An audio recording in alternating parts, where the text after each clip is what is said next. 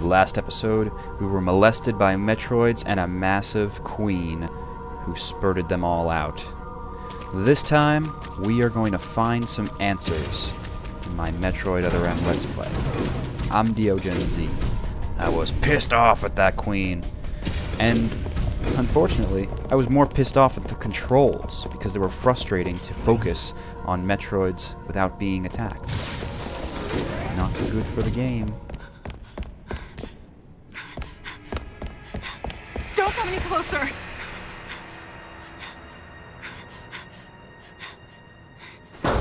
Don't come any closer! Stay away from me!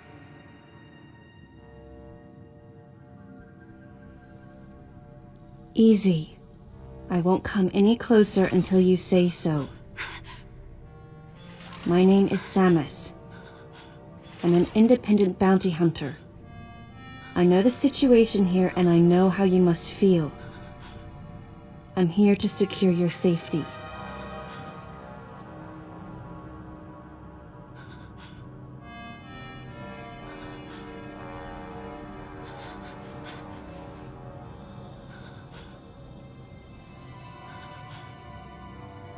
May I come closer?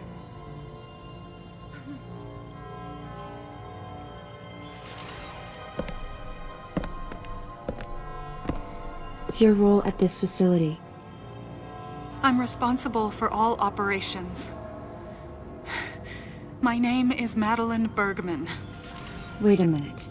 I met another woman who called herself Madeline Bergman. What's going on here? What you met was MB. She's an android. She was created with the intellectual data of Mother Brain and consequently developed Mother Brain's consciousness as well. What? The Federation's foolish plan. Mother Brain's rampage. Everything that happened here was just as Madeline, or rather MB, had told me. The person who sabotaged the system to stop MB's rampage and sent out the distress call had to be the person standing before me. It had to be Madeline Bergman. MB was the artificial intelligence originally developed to regenerate and control Space Pirate Special Forces. Because we wanted it to control these special forces through telepathy, we were forced to model its infrastructure after Mother Brain. At that time, MB didn't have a human form. Before long, we started to see the viability of creating Metroid clones. Once we did, MB started to take on her current shape. But why?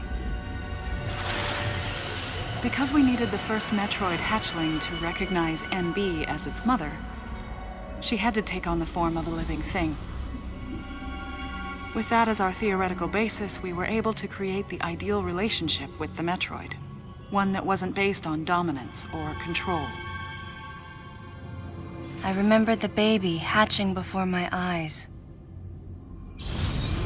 When it attacked Mother Brain in order to save me, that was the result of the kind of ideal relationship they were trying to develop with MB.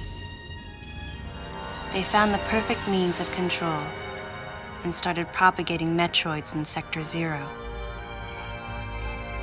At the same time, they were conducting genetic manipulation experiments to create unfreezable Metroids. Apparently, the queen I met earlier was the first of these propagated Metroids to mature. They wanted to preserve her as a control specimen, so they had left her genes unaltered. The fact that she'd grow into a queen was something not even Madeline and her team could have predicted. Only special infants had the genetic coding to become queens. Once our MB was in a human form, she excelled. As an interface between us and them, her skills with personal interaction humanized her to a great extent. If my theory is correct, this is going to be a groundbreaking multi-system for artificial intelligence. Her confidence was unwavering, and her ability to learn was greater than we'd expected, but then she developed emotions. then a nascent sense of herself. We waste time even talking about it. She began asserting her own thoughts, and her opinions began to contradict ours. This theory is ancient. It's quite typical for artificial intelligence to evolve as a result of self-analysis. However, there's no precedent for an AI like MB developing emotions. It's possible that her interactions with the Metroids brought it about, but we don't know for sure. The newly hatched infant took to her like his mother. And perhaps at that moment, MB began to develop a soul.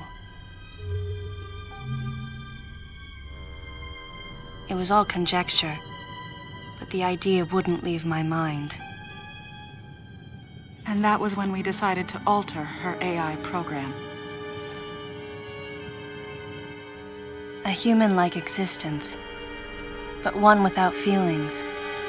To make MB less than human, the researchers had to deny her that consciousness. I knew this, but in my heart, I felt sympathy for MB.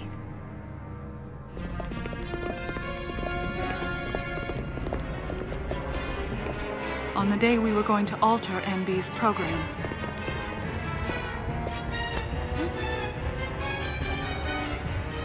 right before my eyes,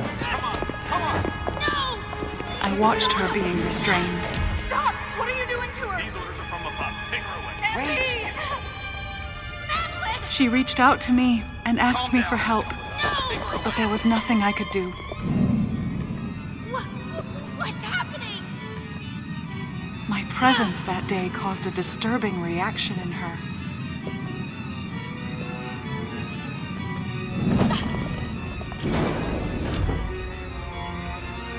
She was fixated on me. Madeline had taken to calling MB Melissa. She took the initials MB and told the AI they stood for Melissa Bergman. It looks great on you. MB liked that name. It made it sound like Madeline was calling her her daughter.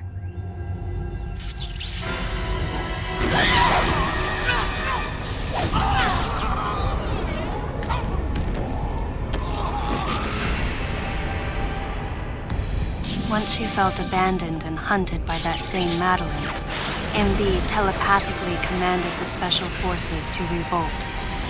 The facility fell into complete chaos and suffered widespread damage.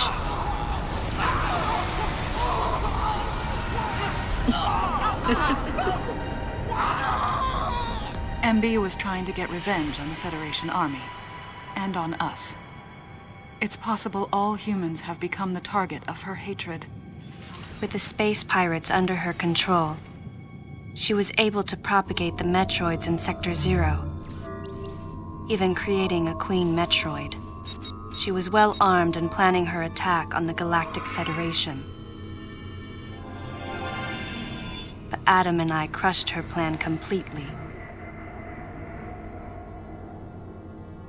And now, who could guess where she was and what she planned next? She's backed into a corner. And her hatred is entirely focused on you and me right now. MB!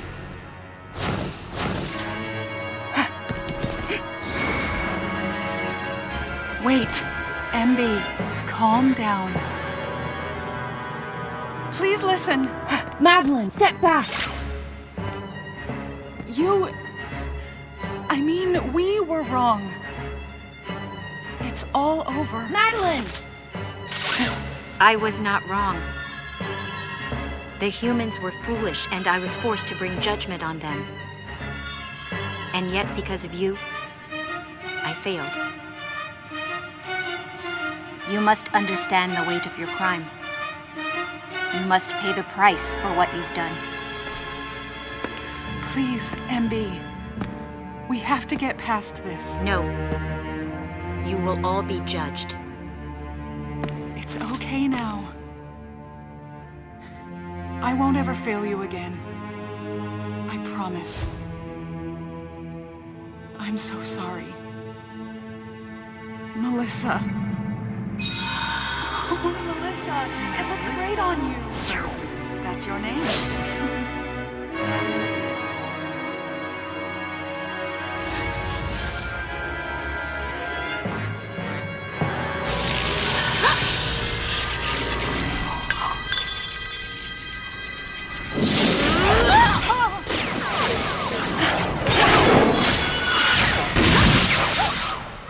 Let's go! Move!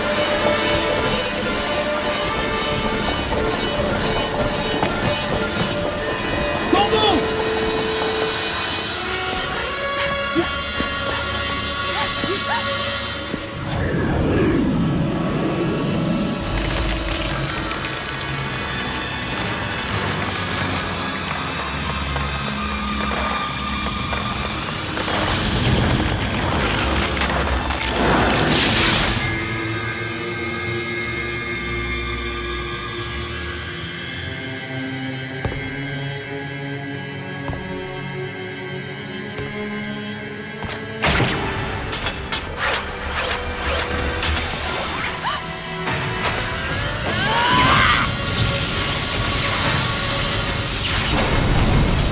What's that sound?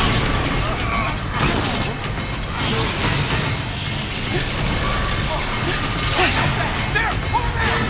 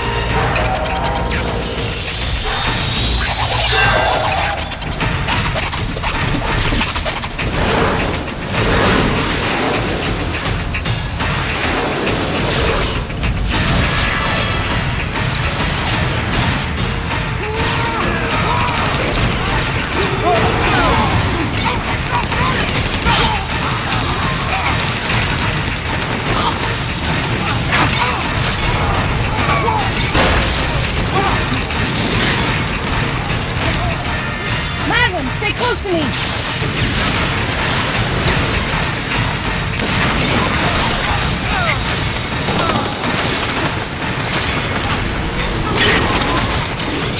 Ah! Big ugly bugs. Oh, get... What the hell? Why is my Wii remote... Focus! Oh, this is not good. This is not good. I need to change my sensor bar position. Oh, this is what I'm talking about. This is probably the most frustrating part in the game. When you die because your controller was not receiving the sensor bar well. Absolutely frustrating. Alright, big bugs. Sensor bar changed, and you are done. Oh, come on. Alright, one simple missile will be enough. Don't focus on the bugs. Just shoot down the center towards her.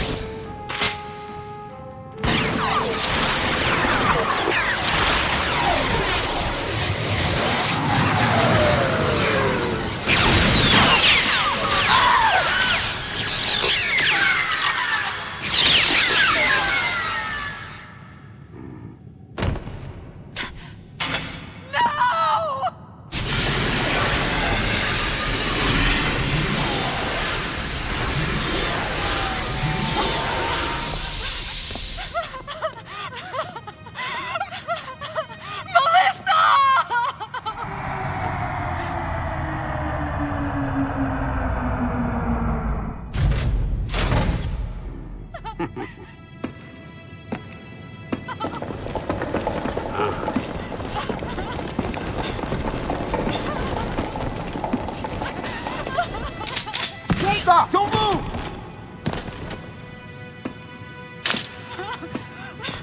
Melissa! Hey, are you okay? out of here.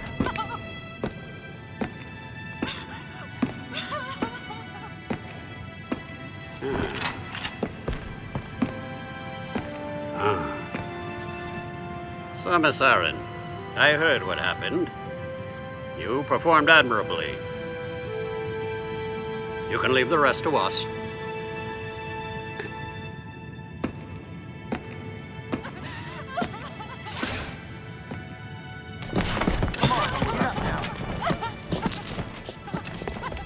Madeline! Wait, Aaron. Unfortunate what happened to Commander Malkovich. And to think that his entire unit was annihilated. Truly a tragic day. Would you agree, Aaron? Sadly, with them gone, you're just an outsider. And given your unofficial status, I cannot allow you contact with the witness. With your predilection for transporting illegal cargo like infant Metroids, I must ask that you restrict your... Time for the lady to go home. Someone escort her. Yes, sir. Time for us to go. Come on, princess. What? Stop right there. Who are you? Anthony Hicks, sir. Galactic Federation Platoon 7. I need to secure the safety of any survivors, Commander Malkovich's orders, and the purpose of this mission. What? Authorized by the chairman of the Galactic Federation. Of course. What do you mean, the chairman? But man, you guys made it here quick. I mean, if I hadn't stopped the engines, we might have missed each other.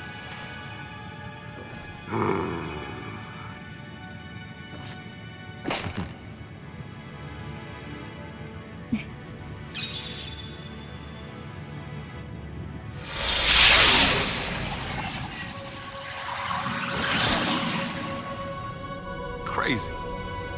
Crazy how something good can come out of something bad.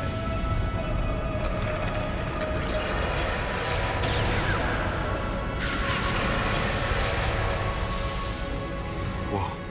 Didn't mean to wake her. Guess I ought to be quiet. Anthony was trying to be courteous to Madeline.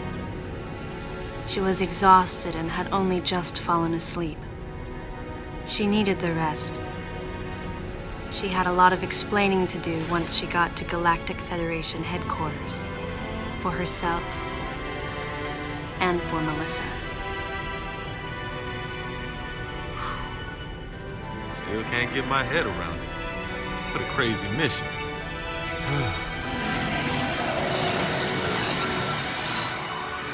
Anthony sighed as he muttered to himself.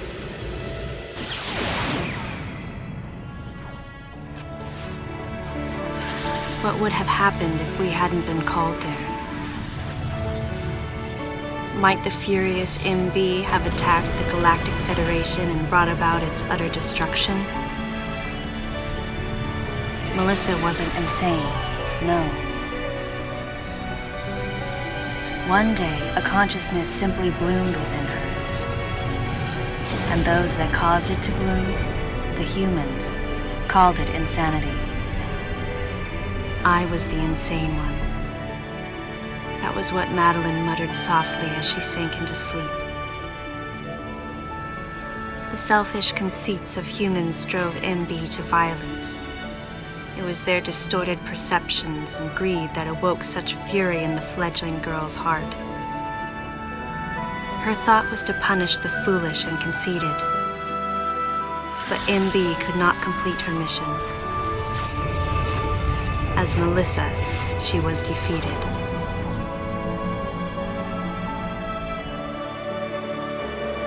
With their one vulnerability overcome, the Metroids were indestructible. If some fool just following orders had taken the savage creatures to those who sought them. I can't imagine what would have happened if Adam hadn't recognized the looming danger. But the cost was far too great. Why did Adam have to pay with his life? For me, I couldn't believe he was dead.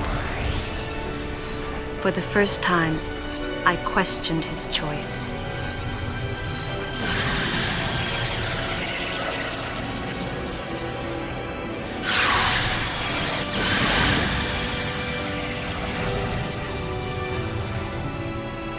No objections, right, lady?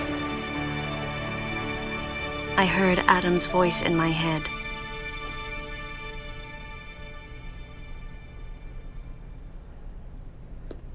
And I knew in my heart that he had made the right decision. Just as he had so many years ago. In that moment, I swore not to grieve his death. And for the first time, I gave him a thumbs up. Just in case he was watching over me.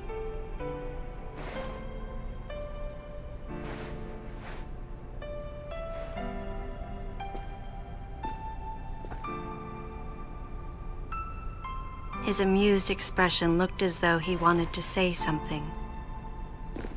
His face and Adam's swirled together. That last smile as Adam drifted away.